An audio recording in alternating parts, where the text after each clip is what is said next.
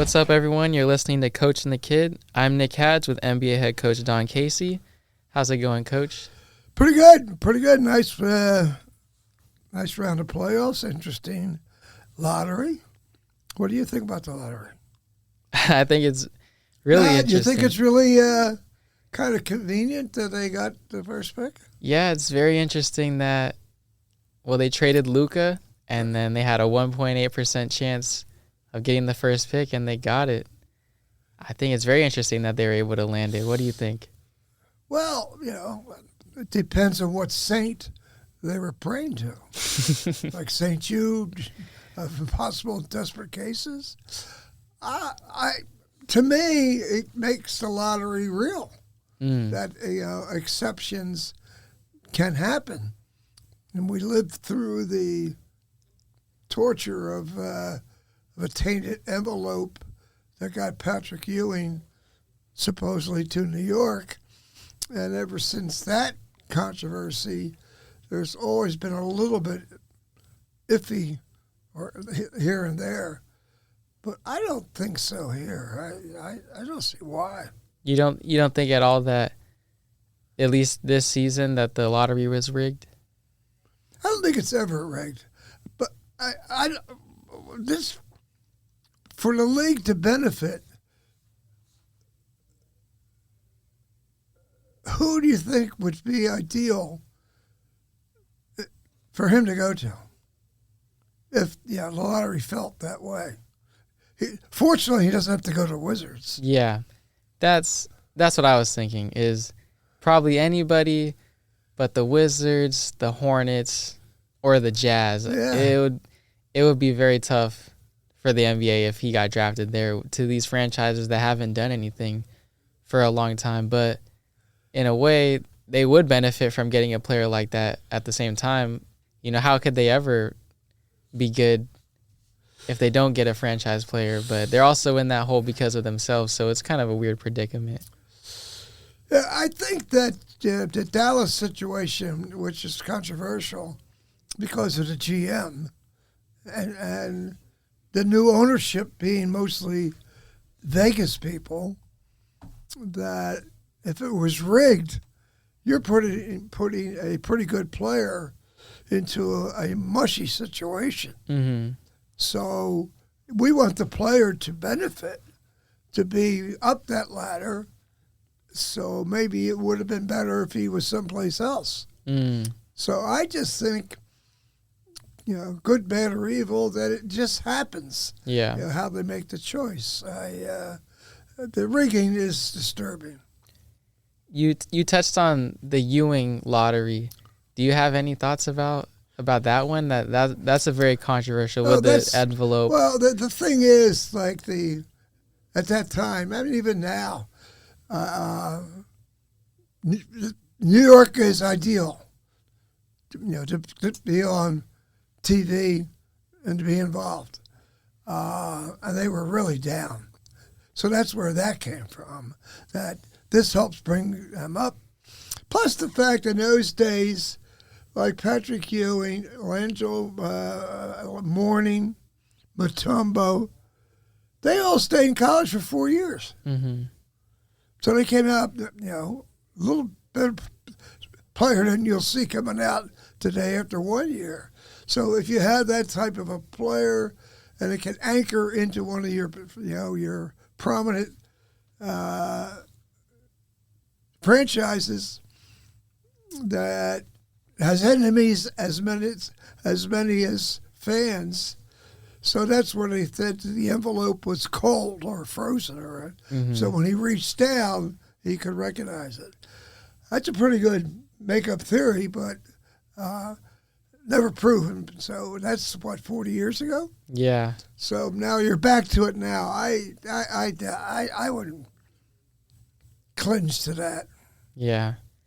Well, it is interesting because there has been a trend recently where these teams have traded their franchise player and then have gotten the first overall pick.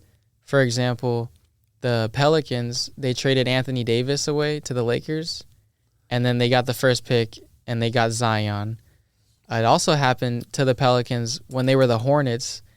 They traded Chris Paul, and then they got the first overall pick and drafted Anthony Davis. And then, is that when the league owned the Hornets? Yeah, that was around the time. Stern interfered with the trade. Yeah, so the NBA had some sort of ownership over the Hornets at that time. That's when they traded Chris Paul, and then right after that, they got the first overall pick. But what trade did the Stern negate? Was it the one that was going to the Lakers? Yeah, it was Chris Paul to the Lakers. Right. He ended up where? Chris Paul ended up on the Clippers. So, but Stern, as a commissioner, wielded his power, because I think he said if it goes to the Lakers, it's unfair, or it's overpowering, or it was something. That's a good question. Yeah. But that's how it got to there. But that was all Stern. Yeah. Yeah. So it's interesting. And then now you see with the Mavericks, they traded Luka, and then they got the first overall pick. So do you think that trend of these franchise players getting traded and then the team receiving the first pick? Another example, LeBron left the Cavs, and then they got the first overall pick. So do you think there's a trend there, or is that just what you're saying, a coincidence? It certainly sounds like it. Yeah. I don't know that for a fact. So by the Lakers trading Anthony Davis, he's a pretty good superstar, not a superstar. So would that make them eligible to be in the mix? I mean, no. Good thing we probably won't be able to find out because they don't have any picks. But I wouldn't doubt it if they had a chance at the first pick. You never know. I think the trade hurt them. Do you think Anthony so? Davis, yes. Yeah. When it came down to Rudy Gobert, when it came down to the playoff time, I mean, Minnesota killed him inside. Yeah. Yeah. Well, I think the Lakers were just trying to make a deal for the future, to kind of sacrifice this year. What's the deal? Luka for AD. I think that deal was a future move and not a present move, because they had a huge hole at their big man position, but I think they were willing to sacrifice this year having a weakness there to build around Luka for the future. Do you have any thoughts on how they're going to fill that hole? The Lakers? One name that's interesting that has been brought up is Kristaps Porzingis going to the Lakers. The Celtics. No, he's normal. Mm-hmm. He gets hurt. Yeah. He's got a virus. Yeah. Yeah. Some sort of. Third team. He could score. No post game. Doesn't try it. That he'd be, to me, another good guy.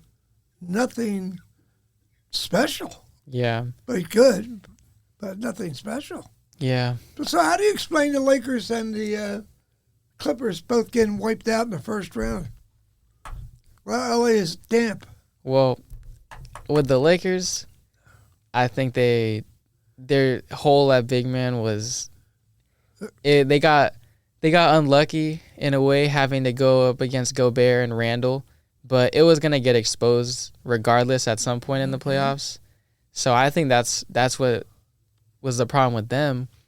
And the Clippers, I think the Clippers just got unlucky. They ended up having to play the Nuggets, who I think, if they are able to survive this series against the Thunder, I think they would be my favorites to win the championship. So I think in the Clippers' case, they pushed them to 7 games. They just unfortunately had to go against the Nuggets, I think.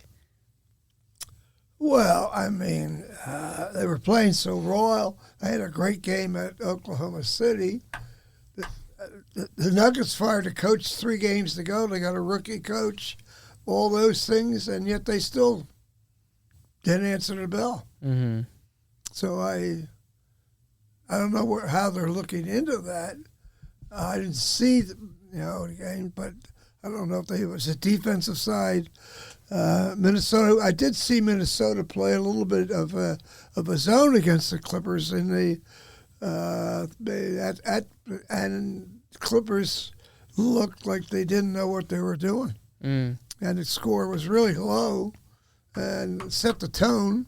And then they went back to man, and went back to zone. So the Clippers did not adapt to the changing defense, which happens in the playoffs more than the regular season. Yeah, it's going to be interesting for the Clippers moving forward. They had a good shot at it this season, but Kawhi's getting older. His health is always a question. Harden is the same way. He's getting older, and his health is always a question. Norman Powell, he had a great season, but he's getting older, so it's going to be interesting to see. How old is older? He's in his 30s now. Okay. So entering his 30s, it's going to be interesting how they approach this offseason, which direction they decide to choose. Because I'm not sure exactly how much they can improve the current roster. Well, I don't know if they have anything to give. Yeah. But Powell played very well when Kwani was down. Mm-hmm. Made up a lot of points. Yeah. And when he came in, they didn't lose a lot. He didn't contribute as much, but there wasn't much drop off that I thought. But the Clippers certainly should have gone further. Yeah. It's interesting. I think one of the things I find most interesting in the playoffs is the first round matchups. Sometimes a team who could have made the finals gets bounced earlier in the first round or the second round just because of whoever they matched up against. I think the Clippers, if they didn't play the Nuggets in the first round, you might see them in the conference finals, you know. Well, who give me a play. Who did you want to play? The Clippers? Yeah, they didn't play Nuggets. Now, who do you want them to play? I think the Clippers could have beat anybody except obviously they lost to the Nuggets, but I'm not sure exactly how a series against the Thunder would go, but I think against anyone else, the Rockets, Lakers, Warriors, Timberwolves, I think the Clippers could have had a great shot against any of those teams. Well, it's like wish upon a star. Game 1-7, because of that, indicates that they couldn't overcome whatever Denver was doing. Mm-hmm. It wasn't like a 4-2, 4-1, but Denver was playing a lot of zone.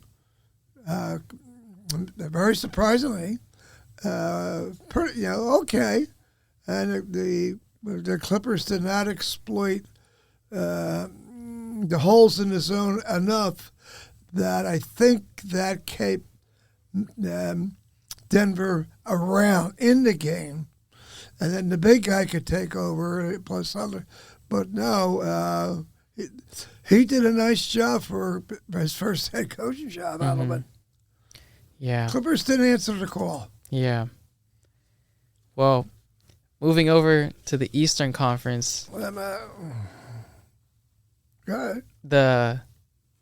The huge thing in the East right now, everyone's looking at Jason Tatum and him rupturing his Achilles. Well, what are your thoughts on the franchise and how they move forward? This series, is there any chance left? Oh, you mentioned to me how they can win without him. Yeah, sure. I think there's a chance. I mean,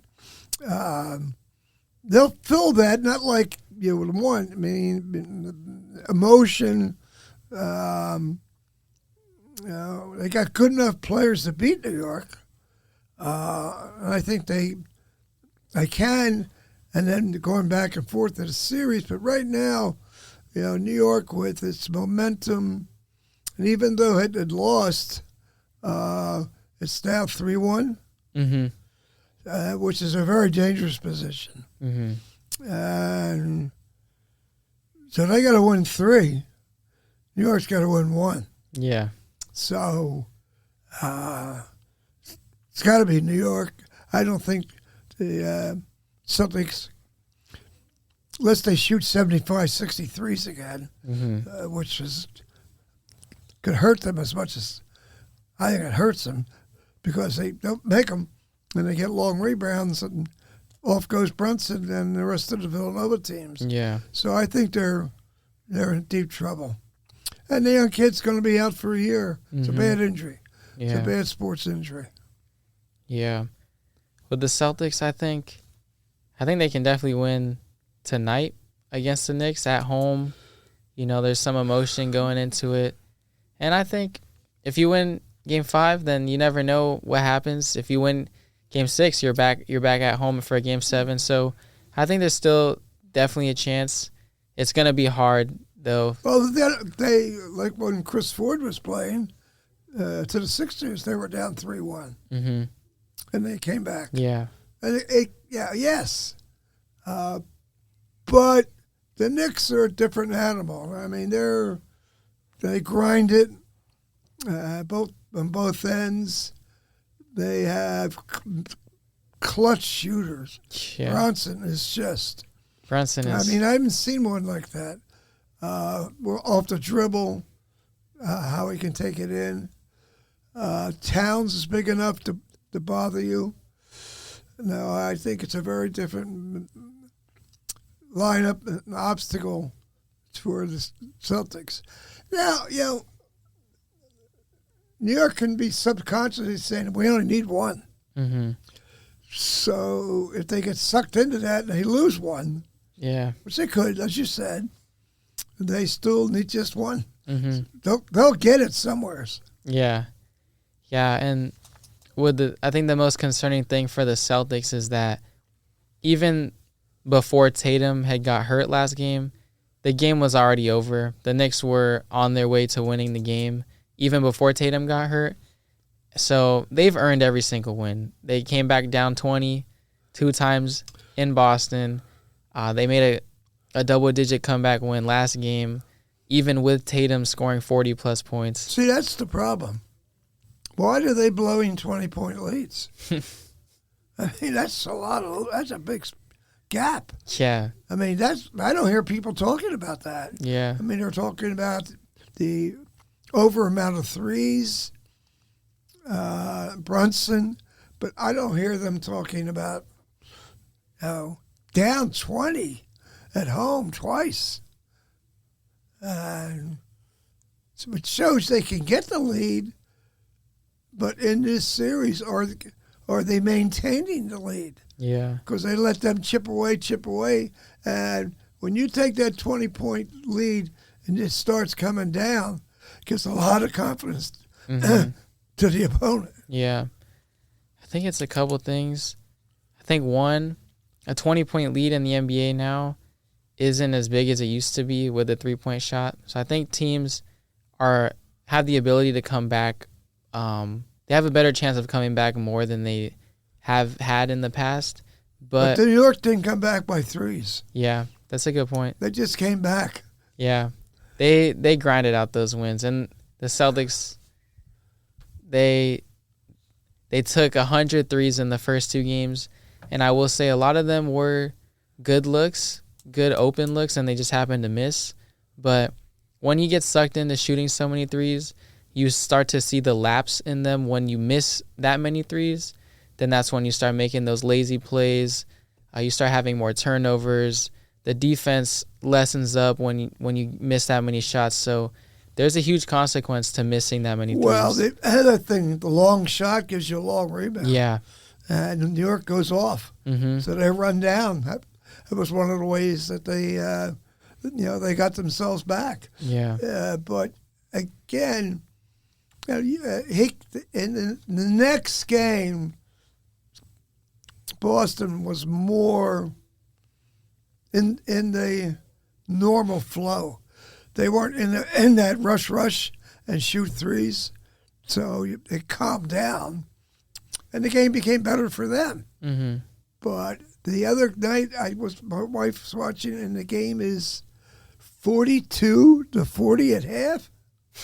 Yeah. And both teams had shot 11 threes. That's all. Yeah. So it's not like it used to be. And it wasn't a bad game. It was a chess match, and then it kind of broke open. You know, they were struggling. They got a couple dunks, threes. They got back, but they were not into fire for effect. There were so many points scored in the 2-point range area, and if they get fouled, which is the old talk, is if I get in there, and if I get post, they say, well, you only get 2. No, I can get 3 because a lot of you get fouled. So it's a double-edged sword at times. Yeah, it is interesting. I mean, the Celtics. It'll be interesting to see that they're gonna live and die by the 3 no matter what. You gonna go to their funeral? I'll be there tonight. If the funeral is tonight, we'll see. I'll be there. Take your father. Yeah. Well, on the other side of the bracket, my final now is New York Knicks versus Oklahoma City. Yeah, you think the Knicks will make it past the Pacers? Could. That should. Could. They could. The Pacers are a buzzsaw. Halliburton's woke up. Yeah. Their whole team, though, they're playing very hard. Mm-hmm. See, the Cleveland thing, I just woke them up. And Cleveland, boy, that's a tough one to explain. Yeah. You would think they had a great season. They have a great team, right? They got the coach of the year. They have the coach of the year. They look like Gungats. Mm-hmm. They have 2 bigs in the playoffs. It looks like the double big is coming back. And never used them. Yeah, so I don't know how to explain the Cavs. I think you can't overlook their injuries. They did have to battle injuries between Mitchell, Garland, Mobley, Hunter. So I guess there's an injury excuse there, but even in the games they were healthy, Indiana just something. Well, when I was watching them, which I don't watch during the season, so whatever they used in the season, I'm assuming they used in the playoffs. When I saw them playing that 3-2 zone, and the Pacers are starting to riddle it, they never made any changes. He stayed in the zone the whole game. I've never seen that in the NBA, and I'm a zone guy. Next game he came back more man with some zone, so they were out of whack. And then Indiana just smelled the blood in the water. Yeah, and just went after it. But he won. What'd you say? 64 games. Yeah, they won 64 games. Wow. Okay. And Indiana fifth. Indiana, they had around 40. Yeah, close to 50 games. They were ranked fifth. They were the one. I think they were the 4th seed, and the Bucks were the 5th seed. The Bucks still in the league. They're trying. Oh. They might not be in the league much longer if Giannis gets out of there. Come on. Their defense is terrible. Yeah. What do you think about Giannis? Do you think Giannis gets traded? I think he wants to. Yeah. Well, I think he wants to. But it'll be about if the Bucks actually do trade him. Whoever can afford him will take him. Yeah. Why not? I mean, there are a couple of teams who can offer a package. Everyone is looking at like the Thunder. The Thunder have a ton of draft picks and young players they could throw at them. If he goes there, then the league is over. That's a dynasty. It's over. So they're also looking at the Spurs. They can match him up with Wemby. I wonder how that fit would work. How about this? Is Miami in? Yeah, Miami's kind of in play.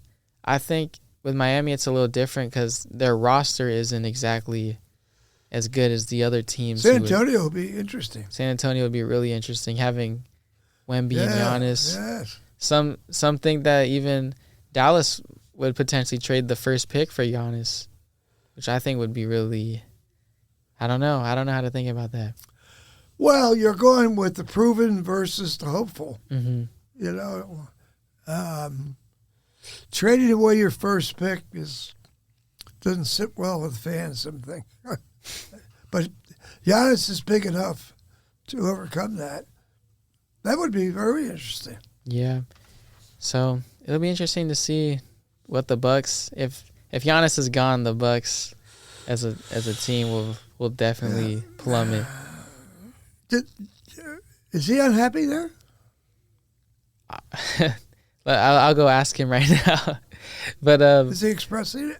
I think with Giannis, I'm not sure if he's unhappy, but the team just, you kind of can see the team is capped out now. They seem to be capped out already after they won the championship, so they traded for Dame in hopes that would be enough to push them back into a championship. Dame tearing his Achilles, the fit wasn't exactly a great fit. The team just doesn't have a direction to go towards. Their players are old. They don't have any assets to trade for other players. There's not much that the Bucks can do to improve their roster, and I think Giannis obviously sees that, and he's getting older too, so there's really, if he wants to win more championships, it's most likely not. Is he restricted? He's unrestricted, but he's under contract, though, still for a few more years, so he can't just leave them. So if you traded him, Mm-hmm. you could get a good return. Yeah, if you trade Giannis right now, I mean, you can get a couple lot. Players, right? You can get a lot of good players and picks. I'm assuming there will be a ton of picks. Mikal Bridges this past offseason was traded for 5 first-round picks. If Bridges could get traded for 5, then I think Giannis. Who did that? The Nets. They traded Mikal Bridges to the Knicks. And the Knicks gave him 5 first-round picks? They did. Wow. Yeah. So if that was for Bridges, I can only imagine what Giannis would get. So, but they're like every other year. Yeah, something like that. that. It can't be back-to-back. It can't be back-to-back. But the loophole with that is you can swap picks with a team. So you could trade a pick this year, and then next year you could swap with the team. So it's almost like giving them your pick. But, yeah, you have to alternate years if you want to give them an unprotected pick.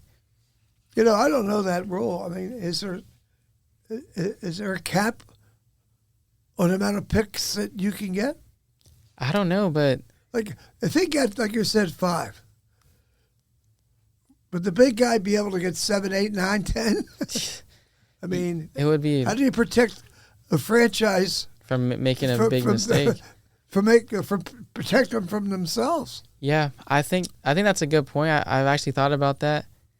If Giannis does get traded for a ton of picks, I could see there being a rule like that put in place, because we've seen it recently where teams have traded a bunch of first-round picks. Like the Clippers traded a huge amount of picks to the Thunder for Paul George. The Rudy Gobert trade, the Jazz received a bunch of picks for Gobert. Yeah. They received a bunch of picks for Mitchell. You're just seeing like an inflation rate of where now, like when stars are traded, there's just a massive amount of picks involved. And it, like you said, it can put a franchise in jeopardy. So you kind of want to protect the franchise from making a move. Well, like Oklahoma's got tons. Too many to count. So if he went there, if you're really thinking of building your franchise up, now you need picks, but you need a player replacement of some sort. I mean, to aid the present. The picks are all, down the line. But,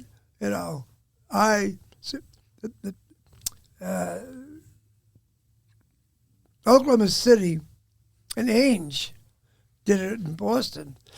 They're doing it very smart. I mean, there's a little down period, which is coming now with Utah.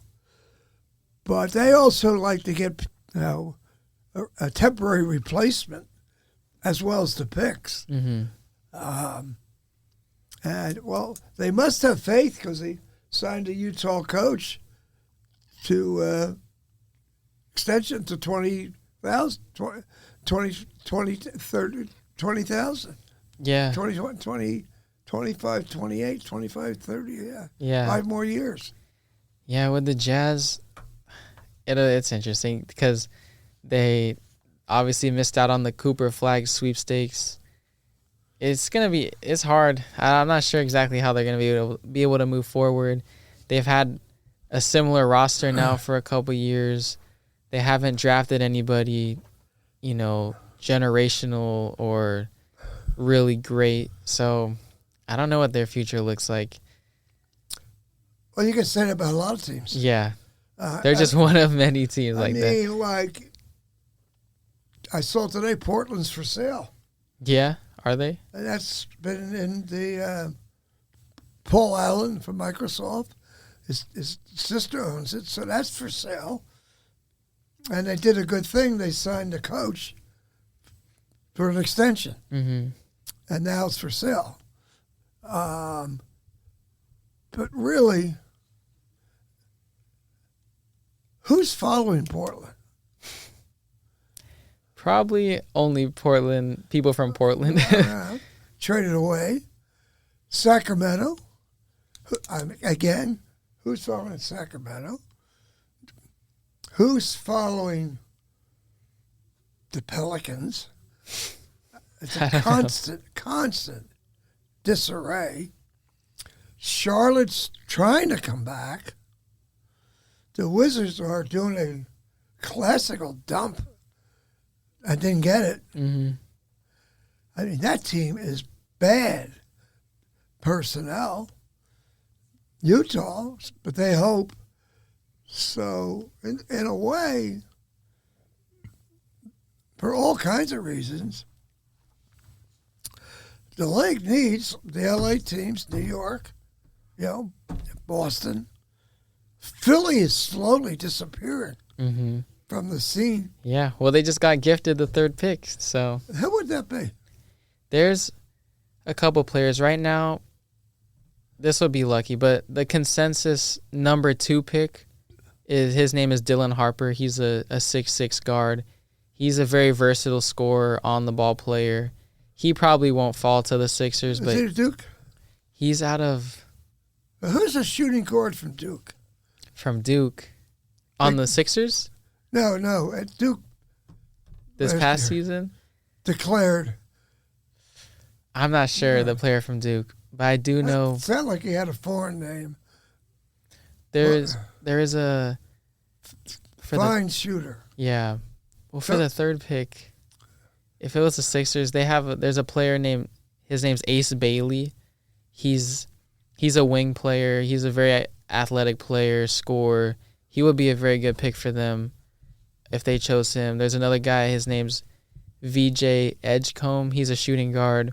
He's a scorer type. So for the Sixers, you didn't get Cooper Flag, but there are some actual good options there for them to draft. I think that's the underrated part of this draft. Everyone is focused on Cooper Flag, but I think there's some other good players around 2 or 3 too that are getting overlooked a little bit. There's a lot of players even in college that can really score. Mm-hmm. Shoot.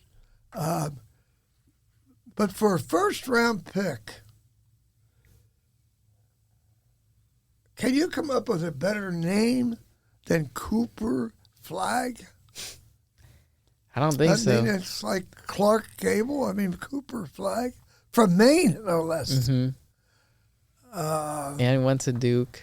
He's the perfect prospect. But the thing is, and watch it more, is there any of those lottery teams that got a good lottery position to rectify where they are? Where did Washington fall?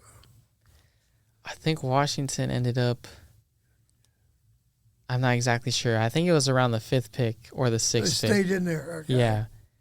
But, yeah, all the like the Jazz, Hornets, and Wizards all fell out of the top 3, which is, I think is so funny. But aren't they guaranteed to be in a certain position if you have it? Yeah, like, I don't think they would. To stop. The curtail of tanking? Like the Jazz, I think the Jazz had the number one odds of the first pick. And I think if you have the number one odds of the first pick, then you can't fall out of the top 4. Yes, you're right. So I think they ended up with the 4th pick. I'm not sure with the Wizards or the Hornets since they had the 2nd or 3rd odds, but there is like a limit. You can't drop a certain amount. But is there any big men in this draft? Not that I'm aware of. Not that I'm aware. Well, you don't know Europe. Yeah. International, with that. What's going on locally? Is San Diego State getting more roster players in the portal? I'm not exactly sure. I know this upcoming season there's gonna be a lot of roster turnover. And with the transfer portal, that's kind of the new norm for most programs. That's a monster. Yeah, so I'm not exactly sure who they're bringing in, but I do know that it is going to be a different roster. Well, they got a good center. A good player that they legitimately recruited, and I think they got like 12 transfers. 12 transfers. Wow. And they got the kid that I don't think is ready. Bird is his name. He's at the NBA compound in Chicago right now. Really? Wow. But I think he needs another year myself. But we also have Shaq, general manager at Sacramento State. That's crazy. General manager. His son's going there? His son's going to school there. So. And Mike Bibby's the coach? Mm-hmm. I believe that probably has a huge impact for why Shaq is the general manager. Sacramento State.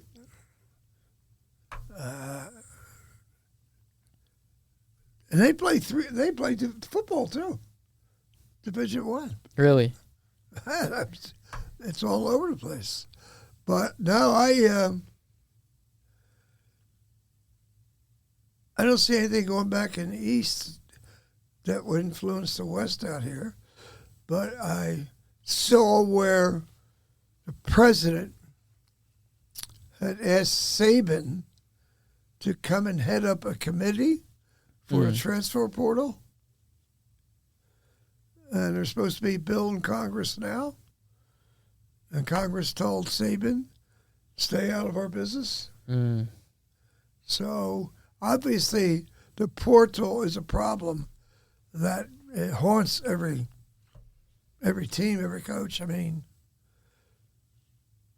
the Michigan quarterback is up 12 to 20 million. That's crazy. And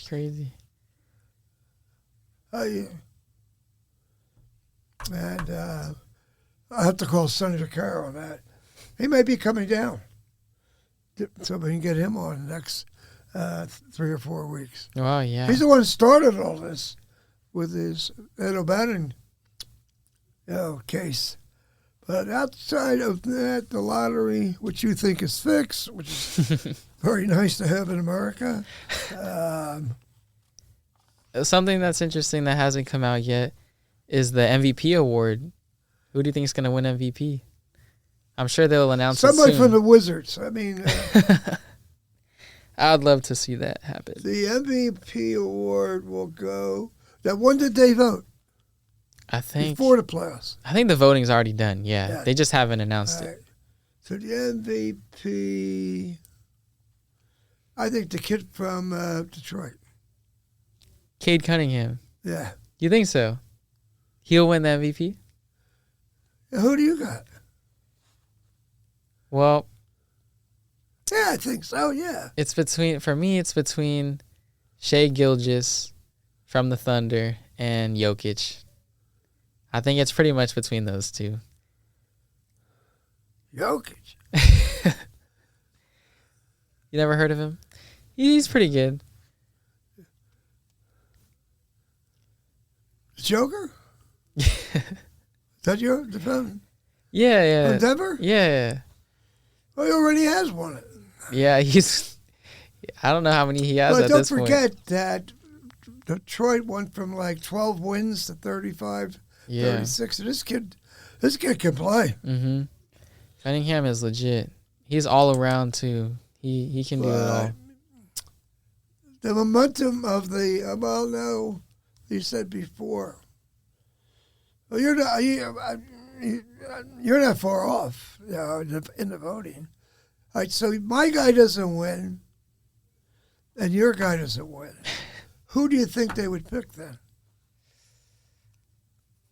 If it wasn't your guy or my guy?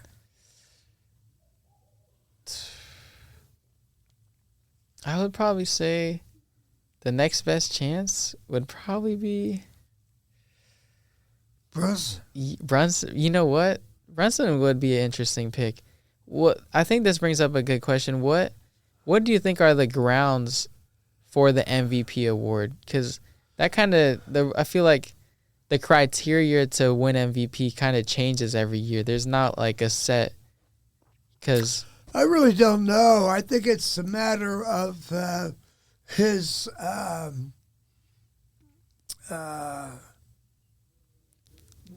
aiding and abetting his team